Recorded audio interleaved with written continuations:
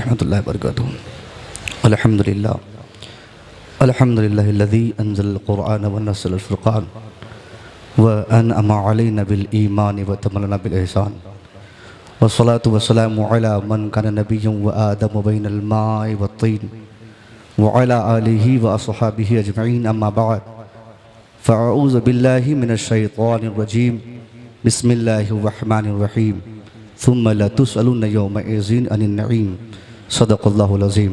दुरूद शरीफ पढ़ें। अल्लाहुम्मा सल्लि अला सय्यिदना शफ़ीना नबीना मुहम्मद बारिक वसल्लम सलातु व सलामु अलैका या रसूलल्लाह सल्लल्लाहु अलैहि व आलिहि वसल्लम। 50वां उर्स हुज़ूर हाफ़िज़ मिल्लत में मादर इल्मी में हाज़िरी हुई और नक़ीब साहब फरमा रहे थे कि इनको मालूम है कि 5 मिनट का टाइम है। खड़ा होना ही मेरे लिए बहुत बड़ी सादतमंदी है। बेशक बेशक। ऐसे ही मौके से जो हमारे आरास होते हैं, जो हमारे ज़िम्मेदार स्टेज हैं, ऐसे ही मौके से हमें पैगामात दिए जाते हैं जो पूरे साल के लिए रूह की तरह, ग़िज़ा की तरह हमारे मुआशरे को ये पैगामात ज़िंदा रखते हैं।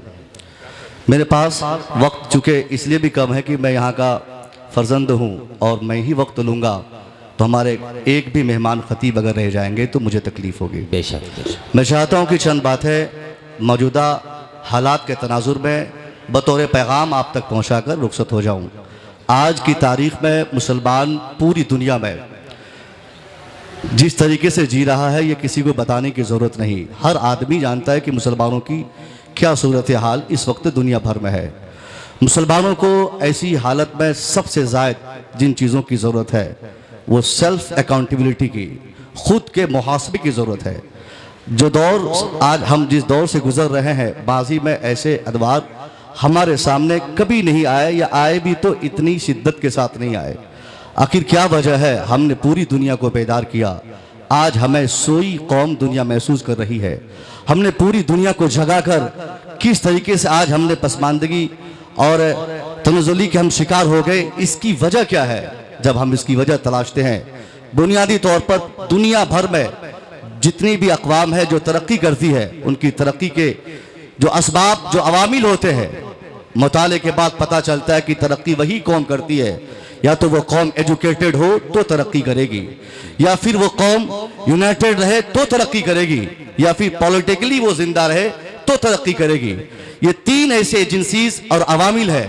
हमें गौर करना चाहिए कि आज की तारीख में इन तीनों अवामिल में से किस आमिल पर, किस एजेंसी पर, किस रास्ते पर हम अमल करते हैं। ना तो हमारे पास आप हमारे मुखालिफ के मुकाबले में एजुकेशन है, ना हमारे पास इत्तेहाद की दौलत है, ना हम सियासी तौर पर जिंदा है और सियासी शऊर हमारे अंदर है। जब इन तीनों में से किसी भी रास्ते के हम मुसाफिर नहीं तो फिर तरक्की की उम्मीद लगाना बेकार है।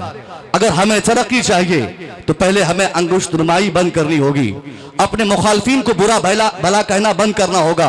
हमारी इस तबाही, इस बर्बादी का कोई दूसरा शख्स जामिन नहीं, कोई एजेंसी इसके लिए जिम्मेदार नहीं। आज जो सूरत हाल हमारे साथ है इसका सिर्फ और सिर्फ रिस्पॉन्सिबल हम और आप है। हमने अपने मेयार को गिराया। इत्तेहाद की अगर बात की जाए तो साहब बीते 5-7 साल पहले तो इलाके के नाम पे, जबान के नाम पे, भाषा के नाम पे, स्टेट के नाम पे, मुल्क के नाम पे हमारे यहाँ इख्तलाफात लोग किए, तफरीकें पाई गई। मगर मौजूदा दौर में जो हमने इख्तलाफ की, एक नई जिहद कायम की है। अब हमने मदरसों के नाम पे बांट दिया, हमने मस्जिदों के नाम पे इस्लाम बांटा, हमने खानकाहों के नाम पे इस्लाम बांटा। अब मैं पूछना चाहता हूँ, अखबारात की खबर से अगर आपने पढ़े हैं कि 57 ममालिक हमारे, 150 करोड़ तादाद पूरी दुनिया में हमारी, मैं पूछना चाहता हूं मुबारकपुर में कितने लोग हम ख्याल आपके हैं? इस जिले में आजमगढ़ में कितने मुसलमान एक ख्याल के हैं? पूरे उत्तर प्रदेश में किस हिस्से के मुसलमान एक ख्याल के हैं? 57 ममालिक का नारा लगाना, 150 करोड़ मुसलमान होने की बातें करना, यह सिर्फ खुशफहमी में मुब्तला करने के लिए है। जमीनी सतह पर अगर हम आज की तारीख में मुसलमानों का जायजा लेते हैं, दुनिया भर में एक पालिश्त जमीन मुसलमानों ने इख्तलाफ के बगैर नहीं छोड़ी। हमने अपनी अपनी खानकाहों के नाम पे अपने अपने इस्लाम को आज की तारीख में बांटकर अपने सिवा गैरों को हमने बेहतर नहीं समझा। नतीजे में जो तबाही होनी थी, जो बर्बादी होनी थी, जो मामलात होने थे, आज मुसलमानों के साथ है। हमने अपनी खानका की मर्जी के मुताबिक अपने हिसाब से कंप्लीट मुसलमान होने का या बनने का निसाब तैयार किया, और वो निसाब जो मेरे मुस्तफा ने तकमीले ईमान के लिए दिया था, उस निसाब को हमने फरामोश कर दिया। हमने ये सोच बना ली कि साहब हम अशरफी हैं तो रज़वी हमसे बेहतर नहीं। अगर हम रज़वी हैं तो हमने अशरफियत की मुखालफत को जिम्मेदारी से निभाया। अगर हम नक्शबंदी हैं तो हमें कादरी समझ में नहीं आता।